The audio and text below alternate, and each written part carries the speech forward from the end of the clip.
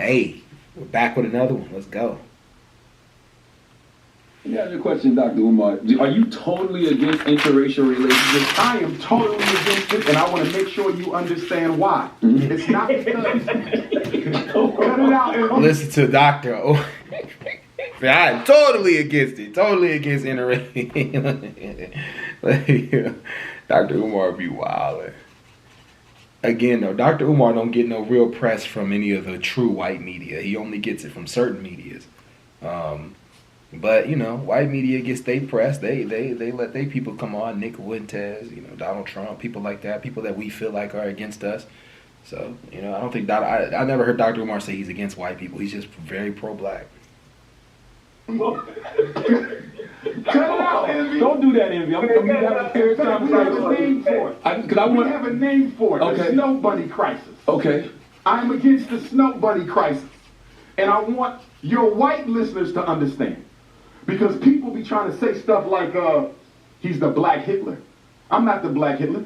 I am in no way interested in hurting or harming the life of any human. White, Asian, Chinese. I believe in respecting everybody. Mm-hmm. The reason I'm against interracial marriage, Envy and Charlemagne, is because marriage is an economic contract. It's an economic contract. Most women do not marry down in status. They marry up. And that's true. If you don't believe me, show me a rich white woman married to a broke-ass black man. Have you ever seen a rich white woman marry a broke-ass black man? No, you... But you have seen a broke white woman marry a broke black man. You have seen that. So, like, I disagree. I don't think that, I don't think it's always like that. You've also seen a rich black man marry a broke white woman. So, I don't know. You have not, and you never will. Because marriage ain't about love, it's not colorblind, and it is totally economic. So if marriage is an economic unification and a contract, how can we, who don't have enough already, give so much to the white woman and to white people who have already taken too much when we got all these black women out here who will never get married? Only 1 out of every 4 black women in America will ever taste marriage. And half of them who taste marriage will be divorced within 5 years. If you want to save the black family, if you want to save the black family, you have to protect it. And in order to protect it, you have to be against interracial marriage. You can't say, I love the black family, but I don't have a problem with interracial marriage. But the interesting thing is, like, you date in proximity to what you're familiar with, right? So not 80% of the time, black men marry black women. Rich, poor, doesn't matter what. Same thing, 90% of the time, black women marry black men. Same thing in the white community. Those percentages go higher because it's predicated on what you're used to, right? So do we really have to run around like explaining this? Like every now and then when you have an anomaly that steps outside of that percentage that's so high, why is it that we have to talk about it? Like it almost seems like in vice versa to what they say. You know what I mean? Because I just watched the video earlier. And I got to admit, like, if we're saying things like this and we heard them say something like, no, I don't want my white daughter marrying a black man, we would take it really, really offensive. So we should be, I think we should be careful with what we say, man. Interracial marriage is eliminating the black family because it is not providing our women with enough available and able black men to be their husbands. So it's not just white women. You just feel white women, Asian... Everybody. Nobody should be marrying out the race because there's political consequences, DJ Envy. I'll give you one right now. Naomi Osaka. Am I saying her name right? The tennis sister. Mm-hmm. Naomi Osaka, yes. Naomi, I love the sister, right? She knocked off the greatest of all time, the GOAT, in Serena. But guess what? Who is she representing in the upcoming Olympics? Is she representing Haiti? No. She's representing Japan. So here you have a half African sister, an African sister with, because there's no such thing as half African, our genes are dominant. So you got an African sister with a Japanese mother, and instead of going back home to your father's blood, Haiti, to represent the Africans in Haiti, you're instead going to represent the Japanese who've never done anything for black folks and are part of the Trilateral Commission with the American white power structure, but who taught her to play tennis?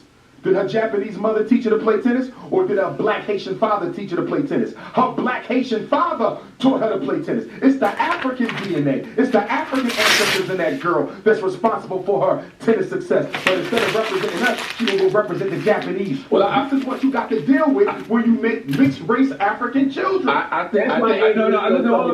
think her case is a little different though, because she identifies fully as a black woman.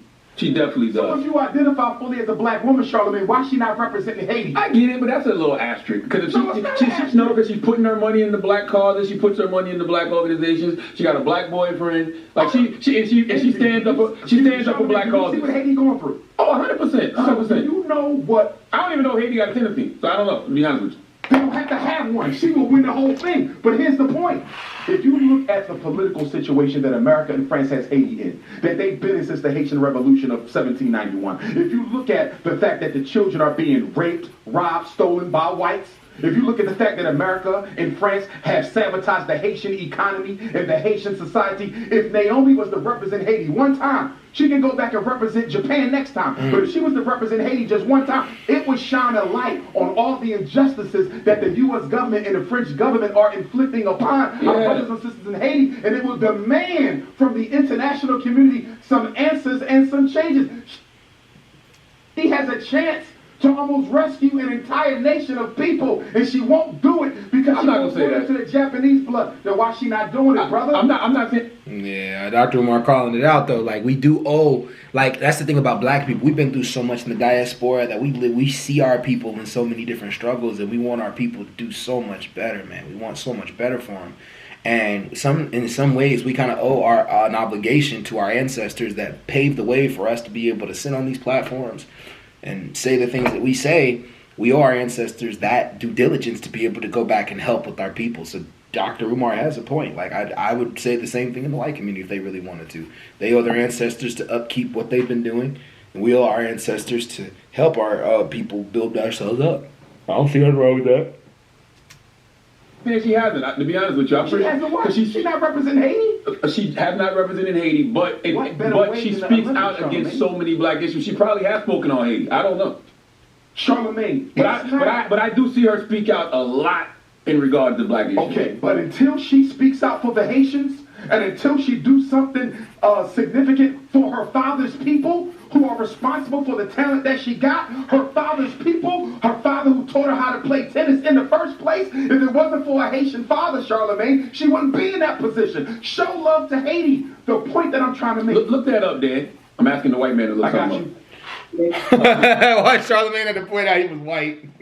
I'm asking the white man. Yeah, I'm sure I'm pretty sure I've heard her speak out against that. But the point that I'm making is if she represented Haiti in the Olympics, here's what I'm saying, Charlamagne. You can't take a small, soft act of activism and try to use that to replace a major, significant act of activism. You understand? Making one or two news bites during the context of a press conference is not the same as representing the Republic of Haiti on the international stage.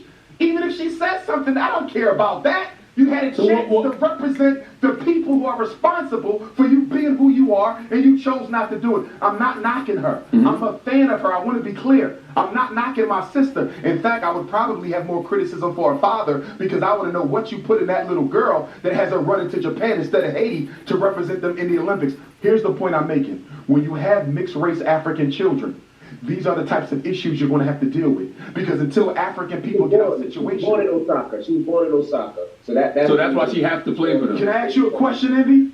Yes, sir. If a European Jew is born in Africa and he plays tennis, is he going to represent Africa or is he going to represent Israel? Probably Israel. Thank you. So it ain't got nothing to do with where you're born.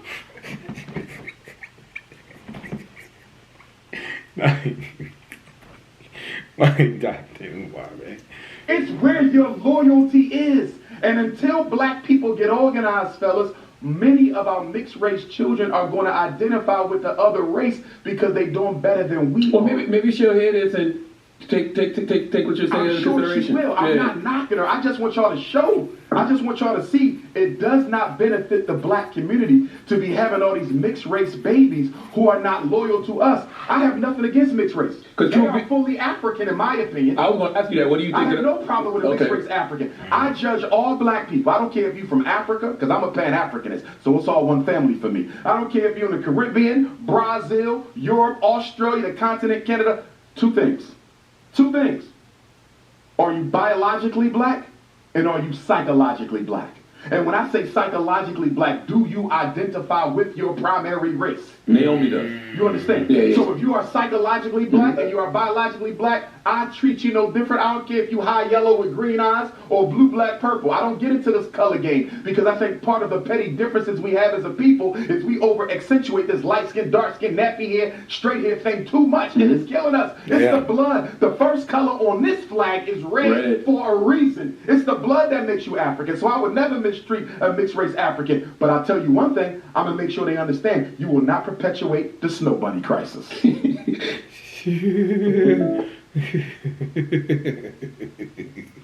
Dr. Umar, man, you right though. Yeah, I love it. I love that about Dr. Umar. He definitely is for his people, and that's what we love. We love people being for their people. I don't mind white people being for. I don't even mind white people being for their people, to be honest with you. From what I said at the beginning, you can say whatever you want as long as it's not against another culture. That's what it seems like with white people. I'm gonna say this at the end, but with black people, it's like we have a love for ourselves, but not a hatred towards anyone else. With white people, it's a love for themselves with a hatred towards everyone else. That's what it seems like. If white people weren't subjugating people and doing all kind of other shit like that, people wouldn't give a fuck if you had love for your own culture or your own people. Like nobody gives a fuck.